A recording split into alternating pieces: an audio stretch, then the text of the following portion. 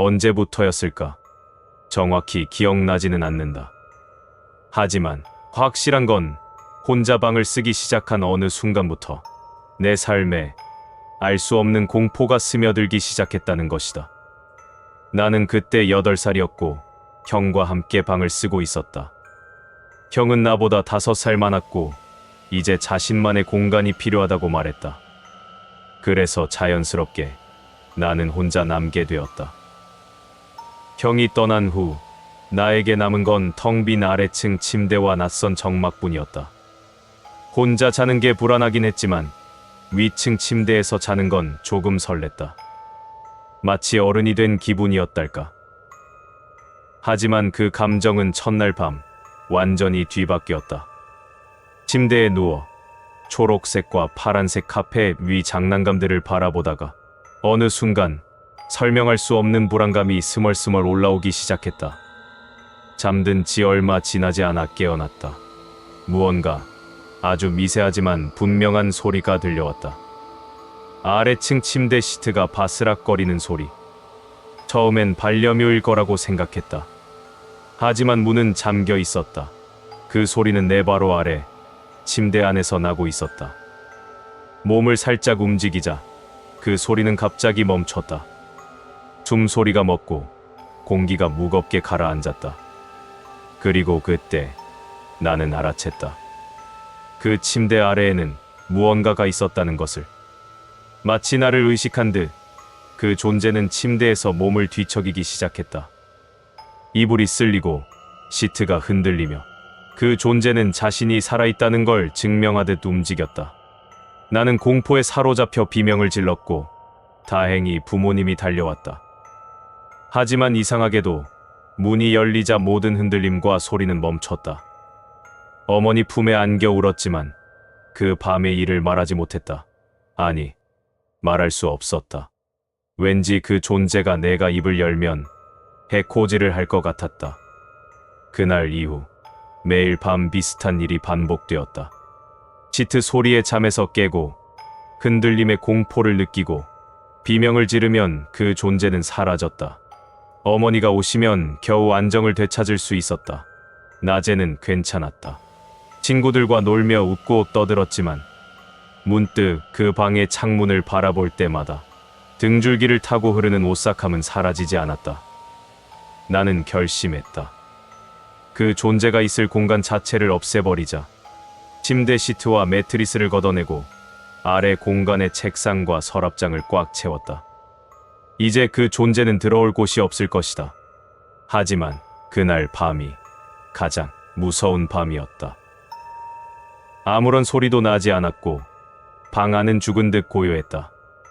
나는 안심하려 했지만 그때 느껴졌다. 그 존재는 여전히 거기 있었다. 이번엔 내 위층 침대에. 몸을 움직일 수도 숨소리도 낼 수 없었다. 나는 조심스럽게 손을 뻗어 이불을 걷었고 그 아래서 만져진 건 차갑고 메마른 손. 마치 죽은 사람의 팔 같았다. 그 존재는 천천히, 아주 천천히 나를 감쌌다. 이불 아래서 느껴지는 마른 팔, 기형적으로 비틀린 몸, 그리고 무성한 기름진 털. 그 존재는 완전히 침대 위에 있지 않았다. 그것은 벽에서 나왔다.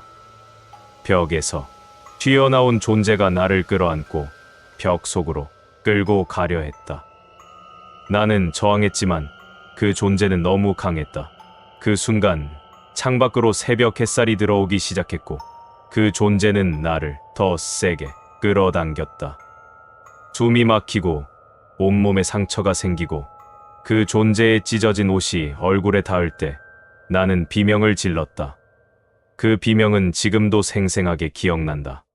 얼마나 절박했던지 나는 그날 기절해버렸다. 아침에 눈을 뜨자 아버지가 아침 식사를 준비하고 계셨다. 난 아무 말도 하지 못한 채 침대를 벽에서 완전히 떼어냈고 가구들을 쌓아놓았다. 그 존재는 더 이상 오지 않았다. 적어도 몇 주 동안은. 어느 추운 겨울밤 갑자기 가구들이 흔들리는 소리에 깼다. 벽 깊은 곳에서 들려오는 쉰 숨소리. 마치 다시 깨어난 그 존재가 언제든 돌아올 수 있다는 듯이 나를 바라보고 있었다. 그 방은 지금도 거기 있다. 그 창문도, 그 벽도, 그 그림자도. 나는 여전히 그 방으로 들어가지 못한다. 그 밤, 그 존재는 정말 거기에 있었다. 그 일이 있고 나서 1년 후에 우리는 이사를 했다. 나에겐 너무나도 반가운 변화였다. 새로운 집, 새로운 방, 그리고 무엇보다도 그 침대를 벗어날 수 있다는 사실에 안도했다. 제 방은 이전보다 훨씬 넓고 따뜻했고 처음 들어섰을 때부터 기분이 편안했다. 나는 더 이상 2층 침대가 아닌 평범한 1층 침대에 잠들 수 있었고 침대는 벽에서 약간 떨어진 곳에 배치했다. 어머니가 왜 침대를 벽에서 떼어놓았냐고 물었을 때 나는 그냥 웃으며 친구들이랑 숨바꼭질할 때 숨기 좋다고 말했다. 사실 그건 거짓말이었다. 난 여전히 그 일을 잊지 못하고 있었다.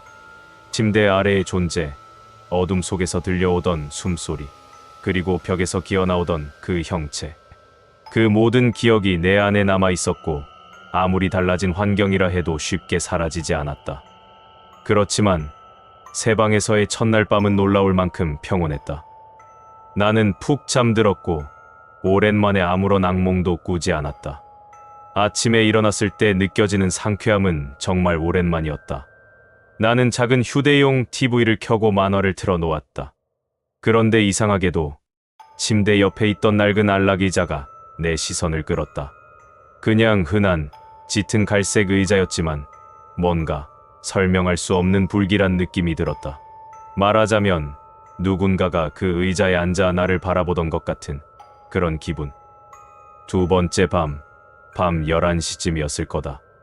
부모님 방에서는 아직 TV 소리가 들려오고 있었고 내 방은 어둠에 잠겨 있었다. 창밖에 주황빛 가로등 불빛이 유일한 조명이었다. 나는 그 불빛을 바라보며 안정을 느꼈다. 하지만 그 고요함 속에서 분명히 무언가가 숨쉬는 소리가 들렸다. 처음엔 내 숨소리겠거니 했지만 내가 숨을 멈춰도 소리는 계속되었다. 낯설지만 미묘한 그 숨소리는 내 기억 깊은 곳을 자극했다. 나는 침대에서 일어나 방을 가로질러 불을 켰다. 순간 소리는 사라졌다. 나는 한동안 가만히 방을 둘러보다가 침대 옆에 낡은 안락의자를 바라보았다. 괜히 그런 건지도 모르겠지만 나는 그 의자의 방향을 돌려놓았다. 이유는 설명할 수 없었지만 의자의 등받이가 나를 등지고 있는 게 조금은 나을 것 같았다. 세 번째 밤, 나는 다시 어둠 속에서 깨어났다. 천장을 바라보며 창밖의 나뭇잎 그림자가 천장에 들이운 것을 멍하니 바라보고 있었다. 그리고 들렸다. 아주 조심스럽고 느린 삐걱거리는 소리. 나는 방 안을 둘러보다가 낡은 안락의자에 시선을 고정했다. 처음엔 평범해 보였다. 하지만 점점 무언가가 거기 있다는 게 느껴졌다. 의자 등받이에 가려진 무언가는 조용히 움직이고 있었다. 나는 그저 바라볼 수밖에 없었다. 그 존재는 의자에 가려져 있었고 어둠 속에서 다리만이 보였다. 그리고 천천히 고개를 돌리기 시작했다. 손잡이 위엔 긴 손가락이 놓여 있었고 점점 이마, 그리고 깊게 패인 눈구멍이 보이기 시작했다. 그 속에서 두 개의 작은 불빛 같은 눈이 나를 바라보고 있었다. 나는 비명을 질렀고 곧 어머니와 형이 방으로 달려왔다. 불이 켜졌고 안락의자는 비어 있었다. 나는 말을 잇지 못한 채 그 자리에서 눈만 깜빡이며 앉아 있었다. 며칠 뒤 우리는 또다시 이사를 했다. 그리고 마지막 밤 나는 침대에 누운 채 불을 끄고 눈을 감으려 했다. 그런데 그 순간 귀 옆으로 느껴지는 따뜻한 숨결. 나는 즉시 눈을 떴고 침대에서 굴러 떨어져 불을 켰다. 아무것도 보이지 않았지만 그 익숙한 숨소리는 여전히 들렸다. 나는 그날 밤 거실 소파에서 잤다. 새 집으로 이사하고 그 후로 2년간은 아무 일도 일어나지 않았다. 나는 안심했고 정말 끝났다고 생각했다. 하지만 아니었다. 그날 밤 나는 악몽에 시달리다 깨어났다. 방은 유난히 어두웠고 처음엔 아무것도 보이지 않았다. 나는 무슨 상황인지 곧 깨닫고 안도의 한숨을 쉬었다. 이불이 얼굴 위로 덮여 있었던 것이다. 나는 웃으며 이불을 거두려 했고 그때 그 숨소리가 다시 들렸다. 숨소리는 점점 더 가까워졌고 나는 울기 시작했다. 이불 너머로 느껴지는 존재의 무게. 나는 떨리는 목소리로 제발 그만해달라고 말했다. 그러자 숨소리는 더 거칠어졌고 누군가가 방을 천천히 걷는 소리가 들렸다. 그 존재는 문을 통과해 복도로 사라졌다. 나는 겨우 안도하며 숨을 고르고 있었는데 그때 무언가가 내 위에 앉았다. 이불은 내 얼굴을 짓눌렀고 긴 손가락이 내 머리를 감쌌다. 나는 힘껏 몸을 굴려 침대에서 떨어졌고 비명을 질러 가족들을 깨웠다. 틀림없이 그 존재는 어둠 속에서 나를 질식시키려 했던 것이다. 성인이 되고 나는 오랜만에 그 집을 다시 떠올렸다. 어렸을 때 겪었던 그 끔찍한 경험을 떠올린 뒤 알 수 없는 불안감이 나를 따라다녔다. 단순한 기억의 잔상일 거라 생각했지만 시간이 지나도 그 감정은 사라지지 않았다. 매일 밤 잠에서 깨곤 했다. 아무 일도 없었지만 늘 누군가가 지켜보는 것 같았다. 처음엔 단순한 트라우마라고 생각했다. 나의 어린 시절, 상상이 만들어낸 유령 같은 존재일 뿐이라고. 하지만 그 감각은 현실보다 더 생생했고 점점 나의 일상까지 잠식해갔다. 불안감은 날이 갈수록 커져만 갔고 마음 깊은 곳까지 파고들었다. 책을 읽어도 영화를 봐도 사람들과 대화를 나눠도 결국엔 그 방과 그 존재의 생각으로 돌아왔다. 나는 결국 그 불안과 마주하기 위해 그 집으로 돌아가기로 결심했다. 나는 고속도로를 지나 오래된 동네로 들어섰다. 거리 하나하나가 나에게 익숙했고 동시에 낯설었다. 시간은 많은 것을 바꿔놓았지만 그 집은 여전히 거기 있었다. 문은 오래되어 삐걱거렸고 집 안에서는 먼지와 곰팡이 냄새가 섞인 묘한 향이 풍겨왔다. 거실, 부엌, 욕실, 모든 것이 어릴 적 기억보다 작게 느껴졌지만 그 방만은 그대로였다. 침대와 작은 창문, 그리고 그 어둠 속에서 느껴졌던 낯선 기운. 창문은 더럽고 뿌옇게 변해 있었지만 나는 그 너머로 방을 바라봤다. 아무도 없었다. 하지만 그 순간 이불이 살짝 들썩였다. 나는 숨을 멈추고 분명히 봤다. 그보다 더 끔찍했던 건 바로 그 창문 너머에서 들려오는 숨소리였다.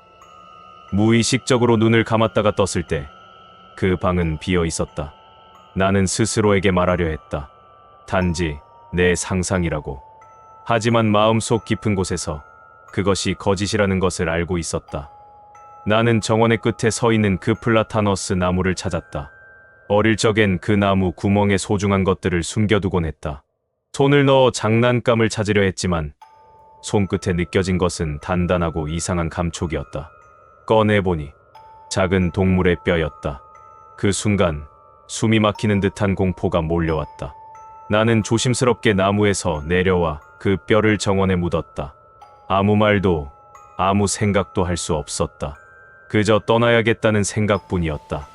나는 차를 몰아 다시 집으로 돌아갔다. 하지만 불안은 사라지지 않았다.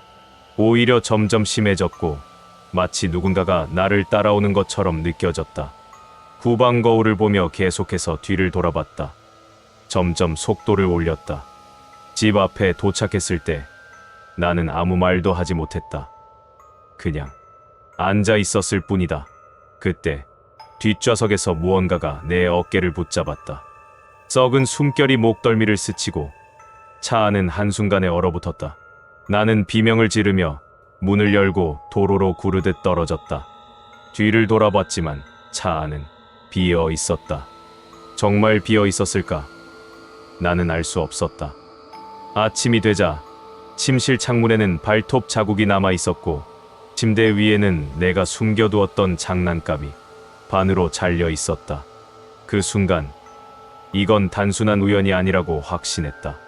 저녁이 되자 여자친구인 메리가 집에 왔다. 내 불안한 얼굴을 보며 무슨 일이냐고 물었지만 나는 사실을 말할 수 없었다. 그 존재가 따라왔다는 걸, 내가 문을 열어준 것이나 다름없었다는 걸 말할 수 없었다. 밤이 깊어졌고 메리는 금세 잠들었다. 나는 그 숨소리를 들으며 안정을 찾으려 했지만 잠은 쉽게 오지 않았다. 그리고 그 소리가 다시 시작됐다. 중얼거림은 너무 희미해서 처음엔 착각이라 생각했다. 하지만 점점 가까워질수록 그 소리는 거칠고 불안하게 변했다. 계속해서 알아들을 수 없는 중얼거림과 거친 소리가 들리는 가운데 익숙한 한 단어를 들었다. 그 목소리는 내 이름을 말했다. 그 존재가 내 이름을 알고 있다는 사실에 나는 몸이 얼어붙고 소름이 끼쳤다. 그때 갑자기 눈에 커튼이 들어왔다. 커튼은 바람처럼 흔들리고 있었지만 나는 그 뒤에 무언가 있다는 걸 알았다. 조심스럽게 손을 들어 커튼을 걷자 그 존재가 모습을 드러냈다. 그 존재는 인간과 닮으려 애쓰는 것처럼 보였지만 분명히 아니었다. 부서진 이 사이로는 속삭임이 흘러나왔고 그 속삭임은 마침내 알아들을 수 있었다. 뒤를 돌아봐. 나는 천천히 뒤돌아봤다. 그리고 메리의 비명이 들렸다. 침대 위엔 그 괴물이 있었다. 꿈틀거리고 헐떡이며 기괴하게 몸을 비틀고 있었다. 나는 달려들었고 싸우기 시작했다. 그 존재는 메리의 얼굴을 베개로 누르며 잠옷을 찢고 길고 야윈 손가락으로 메리를 만졌다. 나는 소리를 질렀고 그 괴물에게 그녀를 내버려 두고 원하는 대로 나를 데려가라고 애원했지만 그건 그 악마를 더 심하게 부추기는 것뿐이었다. 그 존재는 메리의 등을 손톱으로 핥히어 상처를 내고 있었다. 나는 그 괴물의 목을 졸라 죽이려고 했지만 압도적인 힘으로 그렇게 할 수 없었다. 뼈가 비틀리고 힘줄이 끊어지는 소리가 들렸다. 그 괴물의 목이 비정상적인 방식으로 돌아갔다. 괴물은 나를 바라보고 있었다. 괴물의 눈은 깊은 어둠과 악의로 가득 차 있었다. 내가 그 눈을 바라보고 멈췄을 때 괴물은 메리의 머리를 움켜쥐고 격렬하게 비틀어 머리카락을 뜯어냈다. 그리고는 사라졌다. 나는 메리를 지키고 싶었다. 하지만 그녀의 눈을 봤을 때 나는 알 수 있었다. 그녀는 내가 그녀를 해쳤다고 믿었다. 그 배신의 표정은 나를 산산조각 냈다. 그녀는 떠났다. 나는 침대 옆에 앉아 밤을 샜다. 그리고 결심했다. 이제 끝내야 한다. 오늘 밤 이 이야기를 끝내고 말 것이다. 나는 모든 걸 정리하기로 마음먹었다. 더 이상 이 끔찍한 공포에 휘둘리지 않겠다고. 나는 짐을 챙기고 메리와 가족에게 편지를 썼다. 나 혼자 감당해야 할 일이었기에 사실대로 전부 적을 수는 없었지만 최소한 작별 인사는 해야 했다.